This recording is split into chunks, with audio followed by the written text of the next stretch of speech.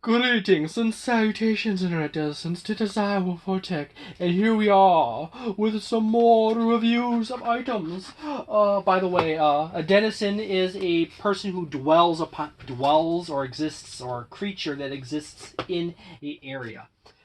There's a nice little book for the Kalimar setting for 3.5 that happens to have dangerous denizens of the monsters of Telane. Okay, at some point in the far future, I'm going to actually do a whole bunch of guide videos on various 3.5 settings. But I'm not going to do that today, or even in the really near future. That's far down in the line once I get past all the D&D 5th edition and Pathfinder 2nd edition and Starfinder and Call of Cthulhu 7th edition reviews and material. There's this handy little piece of cardboard that happens to handy-dandy hold your little steel case. I'm just one of those weird people who likes to hold on to all the parts of something. Like, my grandpa was born after the Great Depression, so everyone in the family, from him on, has a slight hoarder or collector bent. But there's this handy-dandy little case. It's all nice and pretty. It has the Dungeons and Dragons ampersand, as well as the Magic the Gathering symbol on the front, on the back. At some point, I'm gonna have to actually go ahead and start doing my doing my Magic the Gathering videos, as well as my Warhammer and my Yu-Gi-Oh card videos, and show you some of my old cards. But you have the nice little symbol with all the guilds of Ravnica, as well as the main symbol. That also happens to be like the same as the chaos symbol for Warhammer. So when you open it up, there's this little fun sheet that sits in the top of the lid that protects your premium dice set for the world's greatest role-playing game. I think Call of Cthulhu has a few words to say about that. Technically, Call of Cthulhu sells more outside of the United States than Dungeons and Dragons. However, which would make it number one in many, many countries around the world. However, Dungeons and Dragons is hardcore number one in the United States and Canada. There's the D10 with all the symbols. I have not gone through the Guildmaster's Guide to Ravnica adventure yet, so I do not know if there is actually a significance to this dice being included. It is an extra large. I actually kind of like a D20 or a D10 that size. Makes it handy dandy to roll quickly. That's the one I got. And then in each one of these pieces of foam, there is at least one die, at least one or two of each die. In the case of the D6s, there's a total of 4 of them, and then all the other dice are singles. You got one D10, a D20, a D10, a D D10s, a D12, a D20, a D8, and yeah, I've covered them all. And then you got 4 D6s, which is, your basic die, your second most commonly used die, right behind your D20 in a D20 system. So there's this handy dandy little padded section. Oops. And there's a pad on the bottom, and you can pull that out. And there's actually a donut hole, because it's 2 different heights just to fit this extra large die in the top layer. And it's just a standard tin. There's nothing special on the bottom side of it. It's just a tin and just dice, a basic set of dice, plus a specialty die, a D10 with all symbols. Now, I have to get into a really important part about this. If you look at the die very carefully, you notice it is a multi-tone die.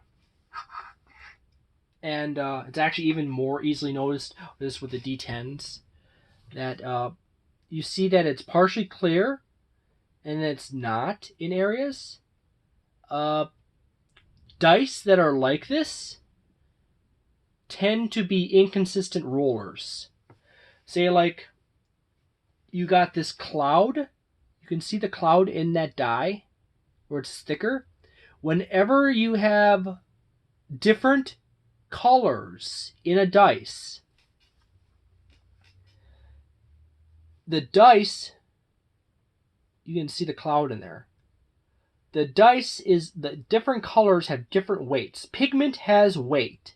Okay? Different pigments have different weight, but also different densities of material have different weight. The problem with this is you could see that all the cloud is to one side of the die. And when you go to roll this die, you are more likely to have the cloudy side fall down. In the case of this die, the cloudy side is on the 2, and the opposite side, which is the 5, is the uncloudy side. See? So when I roll this die or do a salt test, this die is more likely to roll high.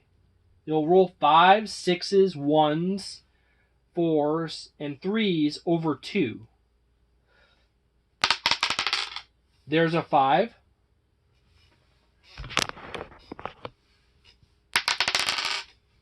You got a 1 on that one, but the cloudy side is here. You actually got a 2 that time. There's the 5, so we had 2 5s already. There's a 4. There's the 6. There's 6. The 1. The 3. The 2 is most likely going to be the rarest one because all the cloudy side is on the 2. There's the 2. And there's the 6. There's the 3. Actually, it seems to be coming out even. 4. 5. So 5 is getting ahead again. There's 2. It's like magic. It's like 3. 2. Wow, 2's ahead again. 6. So it actually seems to roll out roughly even. However, keep that in mind. Whenever you have a multi-tone dice, that's a 3.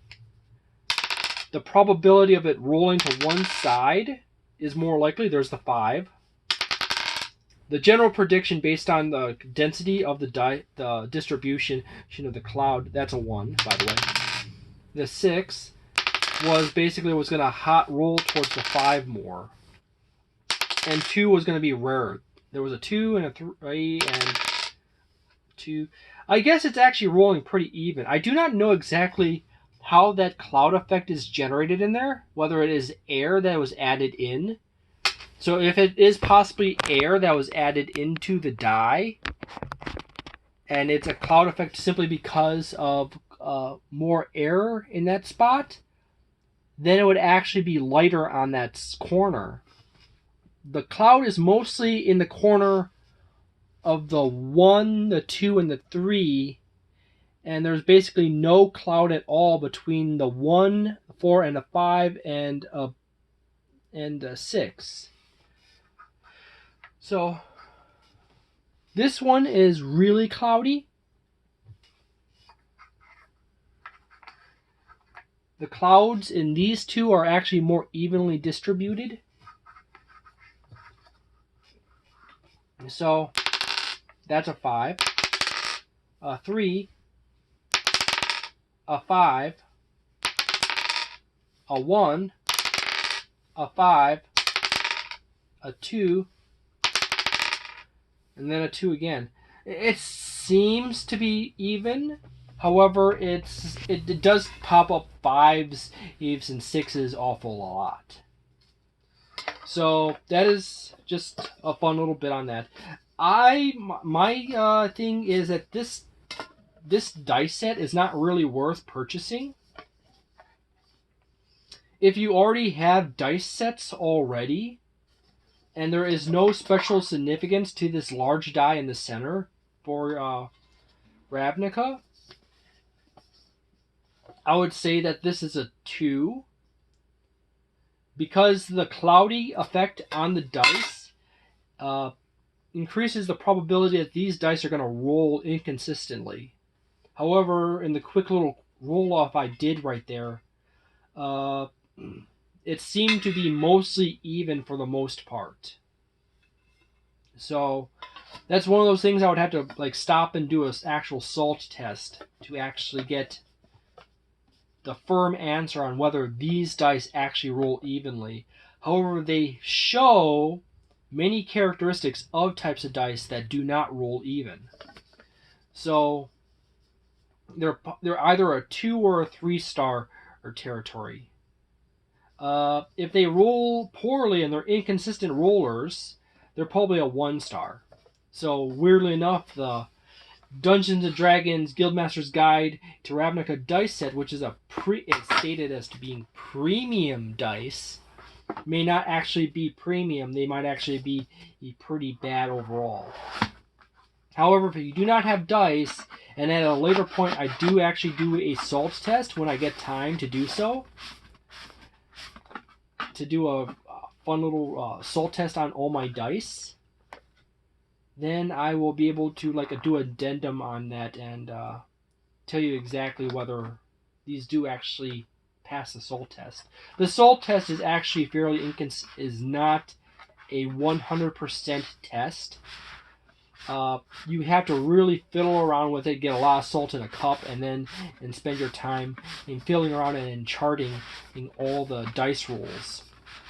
When you do a salt test, the die should almost keep spinning in the salt solution when you spin it, as there is no even side. There is no side that is heavier or lighter than the other, and it just slowly comes to a stop.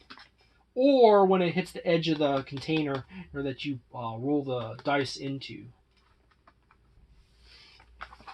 So, thank you very much for watching this video. If you enjoyed it, please leave a like and consider subscribing. If you dislike this video, please leave a dislike and tell me why in the comments below. And have a delightful day, a nice night, a wonderful week, and a magnificent month. And at some point, I'm going to probably post up the video for the Book of the Dead. I do have Traveler 5 by Far Future Industries, but it's they have a statement in the book that says you cannot show or replicate or reproduce any of the material in this book in any way, means, or manner. So I'm basically going to have to read the book and then roughly describe the book in as vague in a fashion in which I do not give away any of the mechanics, yet it give you an accurate idea of what is in the book, which means I have to read the book multiple times over. These are actually thick-ass books, by the way. There's a book on Worlds and Adventure, starships, and characters in combat for Traveler 5.